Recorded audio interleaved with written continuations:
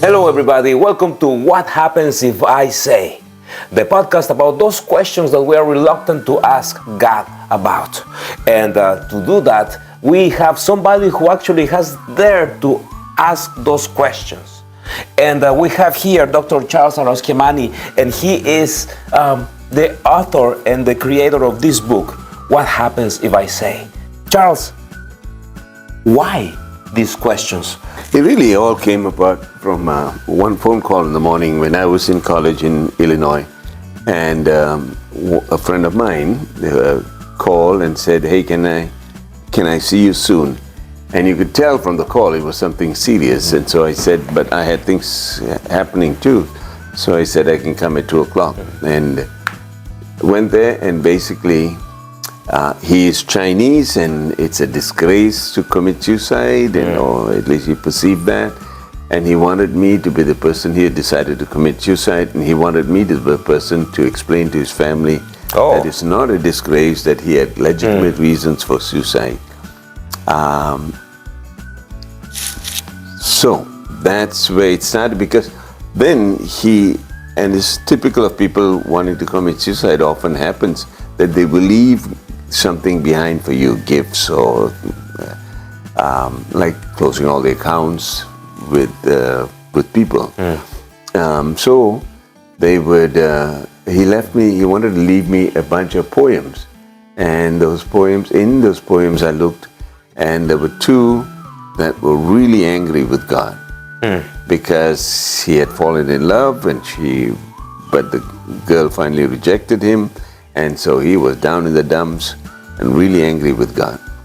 And then decided he wanted to commit suicide. But that woke up for me like, hey, what happens when people, he didn't, in his poems, didn't really attack God in didn't use bad words or whatever. But I've heard people get very mad with God. And so I thought I'll say, hey, we'll start with what happens if people curse God out. Because for most people it's like, oh my God, you can't do that, you're terrible. And so the first chapter came up. And so a lot of the questions came up with, as I just meet people, what they ask, somebody is like, how do I find the right person in my life? I want to be Catholic and I want this. Those kinds of questions people ask. And so, not necessarily turn and ask God, but they always want some answers to those kind of questions. People ask, I want to find the right job. How do I find the right job? And so I'm saying basically, I turn to God and say, I ask those questions of God and ask God to help me answer them. I think basically what you're touching is an aspect that all of us can relate, like all the people who are listening and all the people who are watching this, there have been points in which we have come to that point in our spirituality in which we say, okay, am I supposed to ask God about this? Are we supposed to, is it okay to question God?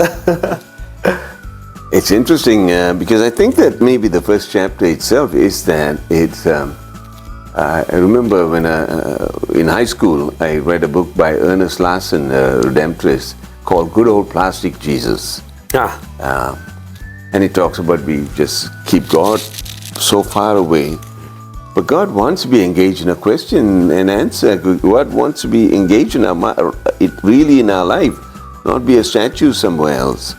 So. The first chapter is the question of this difficult question. What happens if I say, damn you, God? If the Bible is so full of people who dare question God. Moses is like, oh my God, who am I to do? You can't be sending me. And God says, yeah, you trust me. I will send you. Job, classic example, arguing with God. David negotiates with God. All of them do question.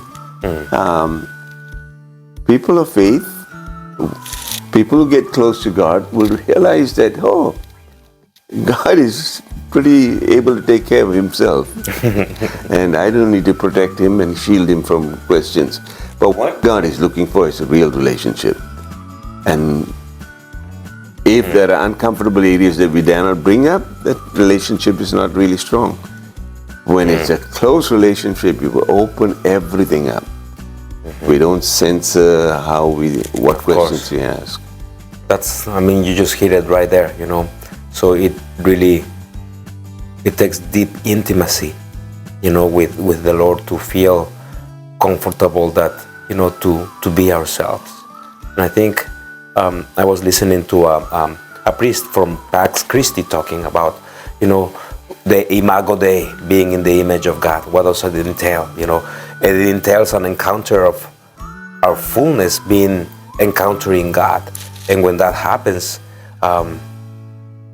something takes place in our lives, and as you said, and part of that is something, that conversion is to know that, well, God is there, for me, wholly, fully, and not only for the good times, but also the times in which we will ask questions like this. All of us have thought about them. For instance, isn't prayer just a waste of time? Should I really care about what people think of me? God, do I have to see you in every weirdo, in every weird person? Hey, where did my goodness come from? Yeah, that's a good one.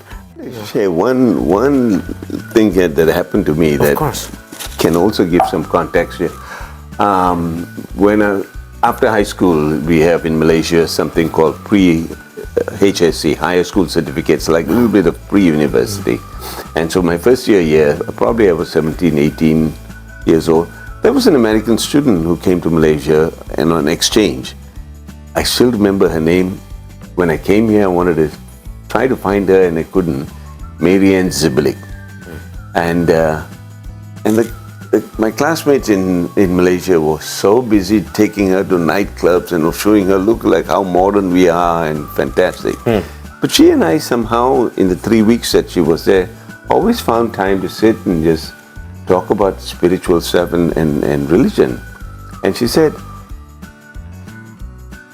I said, do you believe in God then? She said, there are things that happen in my life that make me question whether God exists and I find difficult to believe. And there are other things that happen that make me want to believe. And I said, and so what should I do? I said, when you go back to the US, I suggest you find one quiet place and ask God just this. If you exist, show yourself to me. If you don't, get the hell out of here. And she said, I can't pray like that. I said, no, be real with God. This question is eating you up.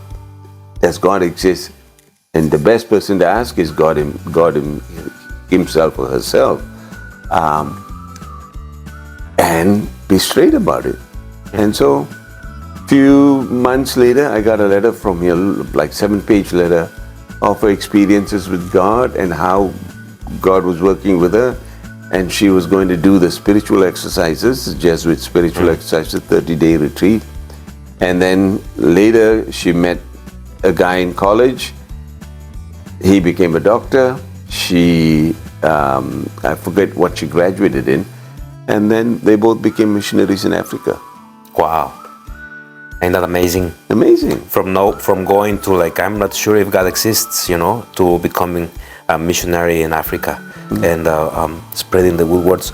Are these questions, that we mentioned and eventually we'll be talking, are these questions, where do the questions come from? Are these your own spiritual experience or various people? No, it's mostly from people, what I hear them asking. I mean, my friend who was very Catholic from Minnesota, she wanted to find a nice, right Catholic man to marry and wasn't finding that, and so how do I find the right person? Where that question comes from. This one came from the one guy wanting to commit suicide. He didn't ask what happens if I say damn you God, but he is cussing. He's very angry with God, and is that okay to be? So that questions like that have. Chicago is what the largest Catholic diocese in the U.S. And we in Southern Illinois, where I was going to school, lots of Catholics getting away from their parents and church and everything, come down south a little bit and stay in state and pay in-state fees, but away from home. And so my first semester and second semester there especially, we go party like other college students. And somehow it ends up about 3 o'clock, everybody is done with the drinking and partying. And I end up with people asking me questions, mostly Catholic students, boys and girls. They will ask questions and we sit in the grass and I'll be answering until 5 o'clock in the morning. Wow. I don't know if God exists. I don't know. I want to believe. Straight out, no, that's all hogwash and all. Yeah.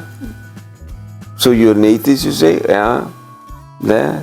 But what is your idea of God? Well, he's so cruel, so harsh, so always. Then you're right. I'm an atheist too, because that God doesn't exist. And we go like that, we can talk. So many questions came out of those kinds of things, those discussions we had. That'd be funny, after 5 o'clock in the morning, we're sitting in the grass or whatever. And these are real questions. It's not that you just decided to sit down and then it's just like, imagine just your questions. Now, the answers, because I know you devote like 1-2 pages, maybe more than that, to each question. Sorry. I imagine that the answer in part might have been like, because in a way you are kind of trying to figure out what's your answer. I mean, I'm thinking, is he trying to figure out how he understands God or how God will answer? I'm cheating in some ways like that, because basically it's what I believe over the years to be the answer. But I'd rather put it in the form in the book of God answering and God answering me. And I love that, and you're going to love this if you read the book, because it is a dialogical style. So it's not a treatise. You're a doctor. I mean, you're an educated man, and but there's a genius in translating it into something that is warmer. That it's more talk about relationships. You were talking about relationship connection with God. That brings it down to like that answer. So basically, in a way, how was that? I mean, how did that come to be? What was in your mind and your heart while you were writing the answers? Some people ask me, why do you put your name there? But most of this book is really in the style of my questioning God and God answering and you eavesdropping on the conversation. So the idea is the audience just eavesdrop on my conversation with God, and of course then he'll use my name. How does this happen? How does an answer come to you? It really comes out of most of the things that I've read over the years, the time in seminary. Lots of what I learned there stick. But I think not so much, nothing mystical or anything, but it's turning what I already know into a way of saying it that makes it easier for people to understand and to get. And that, I guess, was my whole process and challenges. These truths that the church has and God has, but how do we make it into just real language? So people like to find out about how can I pick up, what's the best pickup line to meet somebody or to convince somebody to come home with me. A long time ago. And so I never thought about Christ, God being so interested on us. Yeah. That he doesn't want. That's a beautiful, imagery. That doesn't want a one-night stand. No. You want something that is forever, like marriage. It's beautiful. But I think people can relate to those kind of course, that kind of language. Pick up a one-night stands versus a deeper relationship. Because you can say the whole thing in churchy kind of language. Of course. Jesus came down to die for you and save you. But this is another way of putting it. I think the way, the answers are being, the questions are being answered, that's in a very kind of a relational way, relational manner. Yeah, I'm pretty sure, I have no doubt you could have just written like a whole, dissertation on each question, but you wanted to choose the incarnational way, God just visiting with us. So I cannot wait to continue walking through this journey and going through all these questions. And it occurred to me as I'm listening to you, let's put each other to the test right now. And this is not the stage, this is not prepared, believe me. So what was the last question you asked God? I guess the last question you asked God, like maybe today, yesterday, and I'm gonna do the same thing. Let's think about it and share what was our last question that we just asked God. Why am I still struggling with or making the same mistakes or dealing with the same challenges that I've had for a long time? Why, after so many years, doesn't that go away for me?